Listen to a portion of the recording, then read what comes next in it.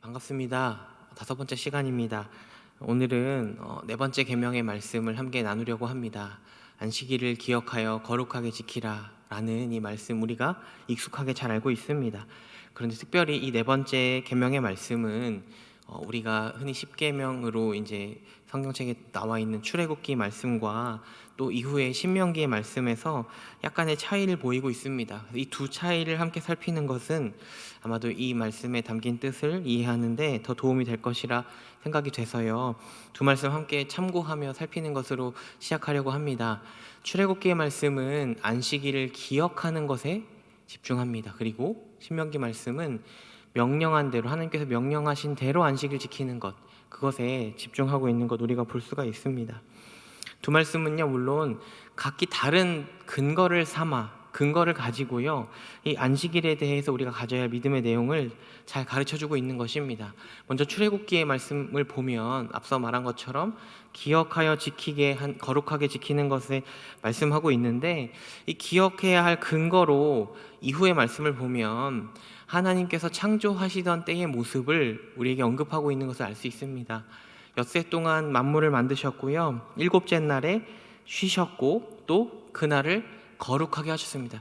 거룩하게 하셨다는 이 말을 우리가 좀 구별하셨다 이렇게 이해하면 좋을 것 같습니다. 그러니까 하나님께서요, 일곱째 날을 특별히 떼어서 구별하시고 그날을 복되게 하셨다는 것입니다. 그래서 앞선 10절의 말씀 보면은 이런 표현도 쓰고 있습니다. 일곱째 날, 그러니까 따로 떼어 구별한 그날은 내 하나님 여호와의 안식일이라고요. 그러니까 이 말은 하나님의 날이라는 것을 분명히 설명해 주는 것입니다. 이스라엘은 분명히 창조주 하나님께서 창조하신 때에 구별하여 정하신 그 안식일 기억해야 하고요. 그러니까 그들도 동일하게 하나님의 날을 구별해서 하나님께 드려야 하는 것입니다. 그래서 지금 말씀 보시면 그것 때문에, 그러니까 안식일에 아무것도 하지 말라는 명령에는 목적이 있는 것입니다. 창조주 하나님께서 거룩하게 하신 날이기 때문에 그날에는 잠시 모든 것을 멈추고 그날은 오직 하나님의 날로 하나님께 드려야 하는 것이죠. 신명기 말씀을 보면 또 한 가지 의미를 우리가 생각할 수 있습니다. 신명기는 내게 명령한 대로 안식일을 지켜 거룩하게 하라 이렇게 말하고 있는데요, 그 명령한 대로 안식일을 지키는 것, 그 근거 삼는 말씀이 무엇이냐면 바로 하나님의 구원입니다. 내가 애굽 땅에서 종이 되었는데 하나님께서 너를 인도하여 내셨으니, 그러니까요, 애굽 땅에서 종되었던 때를 생각해 보자면 분명히 그들에게 쉼도 없고 평안도 없던 그 시절을 살던 이들인데 그들을 인도하여 내신 하나님, 그래서 쉼과 안식을 주신, 구원하신 그 하나님을 기억하도록 안식일을 지키게 하신 것입니다. 이 두 말씀을 우리가 종합해 보면 안식일은 분명히 하나님께서 구별하신 시간이고 또 그분의 날로 제정하신 날입니다. 또한 신명기 말씀 보았던 것처럼 하나님께서 베푸신 구원을 기억하도록 지키게 하신 날이라고 우리가 생각할 수 있을 것입니다. 그런데요, 우리가 이 안식일을 하나님께서 지키게 하시고 또 기억하게 하신 그 참뜻을 또한 우리가 분명히 알아야 할 것인데요, 그러니까 마치 그날을 우리가 지키는 것 혹은 그날에 아무것도 안 하는 것 자체의 목적을 두는 것 아니라는 사실을 우리가 분명히 기억해야 할 것입니다. 예수님께서 이 땅에 오셨을 때요, 사람들은 안식일에 대해서, 그러니까 당시 유대인들은 안식일의 명령을 지나치게 아무것도 하지 않는 것 자체, 그러니까 뭐 쉼이라는 의미에 좀 주목하였음을 분명히 우리가 그 복음서 말씀을 통해서 볼 수가 있는데, 그 중에서 특별히 예수님께서 안식일의 중요한 의미를 가르쳐 주시는 구절을 좀 살피려고 합니다. 마가복음을 보면은 예수님이 이렇게 말씀하십니다. 안식일이 사람을 위하여 있는 것이라고요. 당시 배경은 이렇습니다. 예수님의 제자들이 밀밭 사이를 지나는데 이삭을 벤 것입니다. 마태복음 말씀 참고하면 제자들이 시장하여서 이삭을 잘라 먹었다는 것입니다. 그러니까 바리새인들이 그 일을 문제 삼는 거죠. 왜냐하면 당시에 바리새인들은 하나님의 안식일을 지키라는 명령을 해석하여서요, 구체적으로 하면 안 되는 수많은 어떤 지침들을 가지고 있었고, 분명히 이 이삭을 자르는 일은 노동이라 안식일에는 해서는 안 되는 일 중에 하나라고 그들은 생각했을 것이기 때문입니다. 근데 주님께서 말씀하시는 것입니다. 안식일이 사람을 위하여 있는 것이라고요. 이 말씀은 사람이 안식일에 무엇이든 할 수 있다, 마음대로 할 수 있다, 그렇게 말씀하시는 것이 아니고요. 하나님께서 안식일을 제정하셨을 때 하나님께서는 안식일이 사람에게 진정한 쉼을 주는 시간이기를 바라셨다는 그 참뜻을 말씀해 주시는 것입니다. 친히 안식일의 주인이신 하나님께서요, 이와 같이 이 땅에 오셔 말씀으로 가르쳐 주시는 것이죠. 사실 이 안식일에 대해서는 아직도 굉장히 다양한 논쟁이 있습니다. 우리가 성경의 근거와 교회적인 전통을 따라 지키는 주일과 어떤 연속성 가져야 하는지에 대해서도요, 다양한 의견이 있는 것도 맞습니다. 다만 그럼에도 우리가 이 안식일에 담아놓으신 하나님의 뜻을 우리가 깊이 생각하고요, 우리의 정신으로 세워야 하는 것은 분명할 것입니다. 그래서 오늘은 여러분과 함께 한 가지 중요한 주제만을 좀 두고 생각해 보기를 원하는데요. 바로 여러분에게 진정한 쉼과 자유는 무엇입니까? 하는 것입니다. 사실 우리가 살아가는 세상은요, 우리가 너무나 잘 아는 것처럼 이미 모든 것이 너무나 굉장히 빨라져 버린 세상입니다. 그리고 빠름은요, 분명히 편리함이라는 요소를 담고 있습니다. 저기 핸드폰 보이는 것, 그 핸드폰 하나만 놓고 봐도 그렇지 않습니까? 지구 반대편에 사는 사람과도요, 실시간으로 얼굴을 마주하고 대화할 수 있습니다. 메시지 보내는 것 너무나 간단하고요.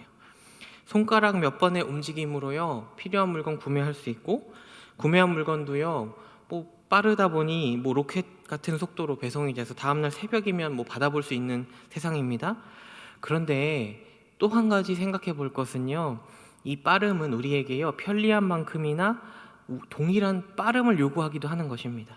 무슨 말이냐면, 무언가가 우리가 필요하다 이런 생각을 예전에 했었을 때 우리는 예전 같으면 이거 내일 시간 날 때 백화점 가든지 쇼핑몰 가서 한번 살펴봐야지 이런 생각을 할 것이고요. 특별히 직접 발품 팔아 물건을 찾으러 돌아다니다 보면은요, 하나 보고 저것 보고 충분히 고민할 수 있는 육체적 피로도 동반이 되니까요, 무언가 결정하는 데까지 굉장히 많은 수고가 필요했기 때문에 얼마나 많은 거 생각하게 되겠습니까?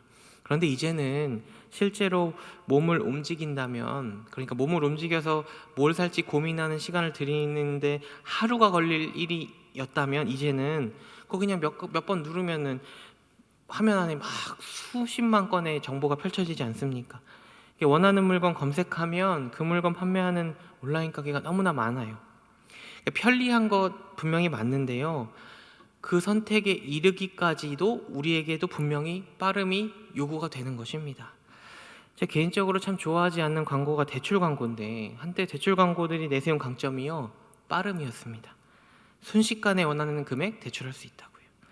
편리한 것 같은데요, 고민할 시간 주어지지 않습니다. 다만 결정하고 얼른 선택할 순간만 주어지는 것입니다. 일하는 환경에서도요, 빠름은 편리함일 수 있지만 반대로 짧은 시간에 많은 것 경험하고 또 결정할 수 있어야만 하는, 더 많은 업무가 가능하게 만드는 수단이 되는 거죠. 빠름은 우리 삶에요, 여유와 견줄 만한 빠름과 분주함, 그러니까 편리함과 견줄 만한 빠름과 분주함도 분명히 함께 제공하는 것입니다. 빠르고 바쁘게 살아가는 세상 속에서요, 우리는 여유를 누린다기보다는 사실은 여유를 꿈꾸죠. 저마다 생각하는 쉼이나 자유가 다 그런 것 아닙니까? 일탈이요. 일상을 벗어나서 여유로운 쉼을 누리는 것이요. 성도 여러분 어떠십니까? 여러분께서는 무엇을 통해 쉼 그리고 자유로움을 경험하십니까? 솔직하게 묻고 싶은 건 이것입니다.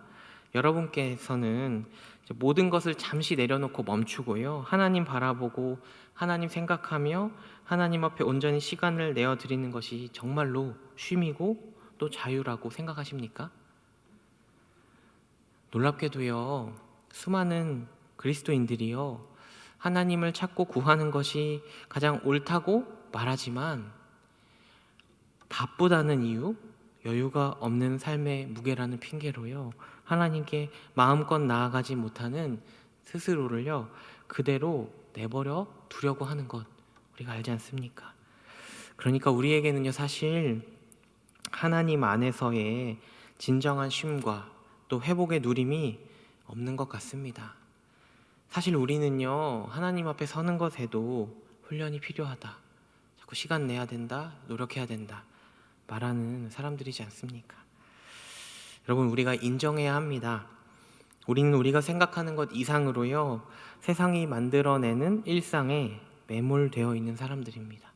그렇게 매몰되어 있음을 스스로도 때때로 느낄 수 있지만요, 그리고 알고 있겠지만 우리의 악한 마음은요, 늘 우리가 그렇게 일상에 매몰되어 있는 것으로 충분히 행복하다는 생각을 하게 만듭니다.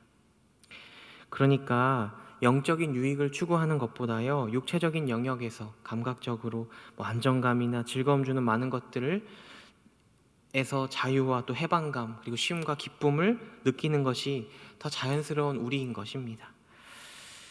그래서 하나님께서요, 그런 우리에게 진정한 쉼과 자유, 곧 안식을 위한 초대를 이 네 번째 말씀을 통해서 하고 계신 것입니다. 성도 여러분, 우리가 이 초대에 좀 진정으로 응하기를 원합니다. 우리를 둘러싼 모든 일상을 잠시 내려놓고요, 아버지 앞에 서는 것입니다. 그냥 아무것도 안 하는 것, 그것이 안식이 아니라 아버지 앞에 서는 순간이 주는 진정한 쉼과 자유를 누리자는 것입니다. 안식일을 기억하여 거룩하게 하라 라는 이 말씀은 시간을 구별하셔서 하나님의 날로 정하신 그 날을 통해, 그 시간을 통해서요, 우리가 하나님 앞에서 진정한 쉼과 회복을 경험하도록 우리를 부르신 은혜의 말씀입니다. 시편의 한 시인의 고백이요, 참 깊게 와닿습니다. 시편 62편 1절에 잘 하시는 말씀입니다. 나의 영혼이 잠잠히 하나님을 바라는 마음을 고백합니다. 그리고요, 마침내 또한 이렇게 고백하게 됩니다. 나의 구원이 오직 그분에게서 오는구나 라고요. 사랑하는 성도 여러분, 모든 고민 그리고 분주한 일상, 여러분을 둘러싼 모든 것을 잠시 버려두고 하나님을 바라보는 일보다 우리 영혼에 만족을 주는 일이 결코 없습니다. 시인이 또한 이렇게 고백하는 것입니다. 나의 영혼이 잠잠히 하나님을 바라니 나의 소망이 하나님에게서 흘러나온다고요. 하나님의 사람들이 이 은혜를 맛보고 또 사모하는 것이야말로 하나님을 향한 신앙의 기반이 되어야 할 것입니다. 이 기초 위에 서서 오늘 우리가 함께 살핀 이 계명의 말씀 다시 들여다보자면, 흔히 우리가 아는 것처럼 어찌 이것이 단지 주일 성수를 말하는 것이겠습니까? 주일 성수는 물론 너무나 훌륭한 고백입니다. 신앙 고백의 한 모습입니다. 그런데 그 주일을 지킴이요, 곧 하나님 안에서의 쉼과 회복을 의미하는 것 아니라면 그것은 아무런 유익도 아닙니다. 사랑하는 성도 여러분, 모든 것을 잠시 멈추어도 좋습니다. 아버지 앞에 나아가서요, 영혼의 만족을 경험할 수 있다면 그 일을 위해서 모든 것 잠시 멈추어도 괜찮습니다. 우리의 삶이요, 우리를 이끌어가는 것 같은 일상에 매몰되지 않게, 그리고 삶이 주는 잠시의 만족으로 우리를 만족해 하여서 우리를 이끌어가지 않게, 우리가요, 하나님 거룩히 구별하여 놓으신 시간 속에서 우리 하나님 깊이 마주하며 하나님 더욱 온전히 사랑하며 그분이 주시는 참된 쉼과 안식과 자유로움과 평안을 누릴 수 있게 되기를 바라겠습니다. 오늘은 여기서 마무리하겠습니다. 감사합니다.